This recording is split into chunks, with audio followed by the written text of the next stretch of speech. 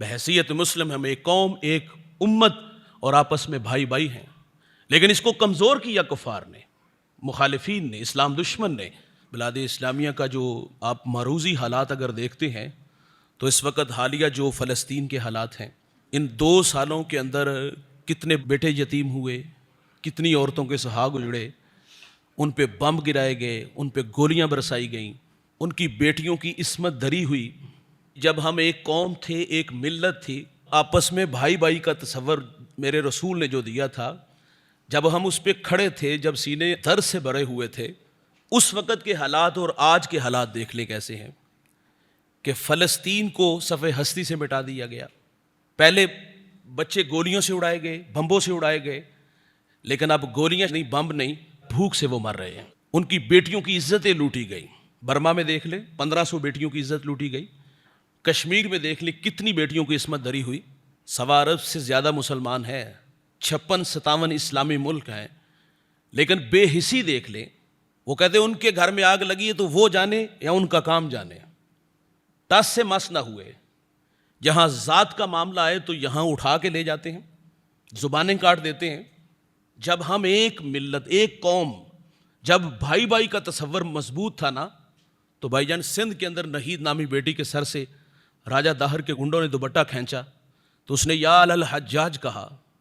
یہ تاریخ کا قابل ذکر انسانی بدماش آدمی ہے، اس کو لوگ اچھے لفظوں سے یاد نہیں کرتے، لیکن اس زمانے کا وہ بدماش آدمی جس کو ایک مسلم بیٹی نے پکارا تو اتنی دیر تک وہ بستر پر نہیں لیٹا، کہا اتنی دیر تک چین سے نہیں رہوں گا جتنی دیر تک اس بیٹی کو انصاف نہیں دوں گا۔ اس نے لبیک یا اختی کہا، بہن میں حاضر۔ اس نے پھر اپنے بھتیجے، اپنے داماد کو بھیجا، 17 سال عمر تھی، اور وہ ہندوستان کے تخت و تاج کو رونتا ہوا آیا اور جگہ جگہ رک کے کہتا تھا بہن میں حاضر، بہن میں حاضر۔ عرب سے ابھی عجم آیا نہیں، لیکن جگہ جگہ رکتا اور ٹھہر کے کہتا میں حاضر، میں حاضر۔ کسی نے کہا اچانک طبیعت میں طوفان کہاں سے آتا ہے؟ تو آپ فرماتے کہ میں چشم تصورات میں اپنی بہن کو مدد کے لیے پکارتا دیکھتا ہوں تو میں اسے دلاسا دیتا ہوں کہ تیرے بھائی ابھی زندہ ہیں، تیرا بھائی عرب سے چلا ہے اور عجم آ کے تیری عزت بچا لے گا۔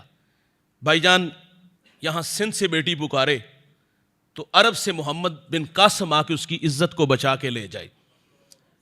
یار اموریا شام سے ایک بیٹی خلیفہ معتصم کو پکارے اور وہاں سے اٹھے اور آ کے اس بیٹی کی عزت کو بچا کے لے جائے۔ اللہ کے رسول صلی اللہ علیہ وسلم کی خدمت میں حاتم تائی کی بیٹی آئی، برہنہ سر تھی، تو میرے نبی نے مزمل کی چادر اس کے سر پہ رکھ دی تو کسی نے کہا کہ حضور یہ کافرہ ہے، تو حضور فرماتے بیٹی بیٹی ہوتی ہے، کافر کی ہو یا مومن کی ہو۔ جس نبی نے کافر کی بیٹی کے سر پر عزت کی رضا رکھی، جس نبی کے امتی عرب سے اٹھے اور عجم آ کے اس بیٹی کے سر پر عزت کی رضا رکھیں، یار اموریا سے شام سے بیٹی پکارے تو خلیفہ اٹھ کے اس کی مدد کو پہنچے۔ لیکن آج ہمارے حالات کیا ہیں؟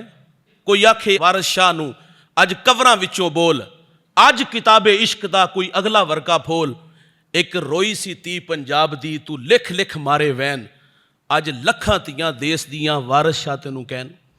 آج کتنی بیٹیوں کی عزتیں لوٹی گئی کشمیر میں، کتنی بیٹیاں پکارتی رہیں برما میں، کتنی بیٹیوں کی چیخیں آسمان کو چھو گئی فلسطین کے اندر۔ ہماری بیٹی کو یہاں سے پاکستان سے اٹھا کے لے گئی عافیہ کو، اور وہ جیل کی صلاحوں میں ہمیں پکارتی رہی، ہمارے کان پہ جھو تک نہ رینگی۔ ہم نے غفلت کی پٹی نہ اتار دی۔ ہماری ذات کا معاملہ ہے، ہماری ذات پہ کسی نے بات کی تو ہم اٹھا کے لے گئے، اس کی زبان کاٹ دی، اپنی مرضی کے بیان بھی دلوا لیے۔ جب ہم ایک ملت، ایک قوم، اور جب بھائی بھائی والا تصور تھا نا بھائی، تو یہ لوگ کہاں سے اٹھ کے آ کے عزتیں بچا کے لے گئے، اور آج ہماری بیٹیوں کی عزتیں لوٹی گئیں اور ہماری بے حسی۔ بھائی جان یہ داور محشر کو شکایت کریں گے۔ ہاں انہوں نے مرنے سے پہلے بیٹیوں نے کہا تھا ہم اللہ کو آپ لوگوں کی شکایت کریں گے، کیا ہم سامنا کریں گے، کیا رب کو منہ دکھائیں گے؟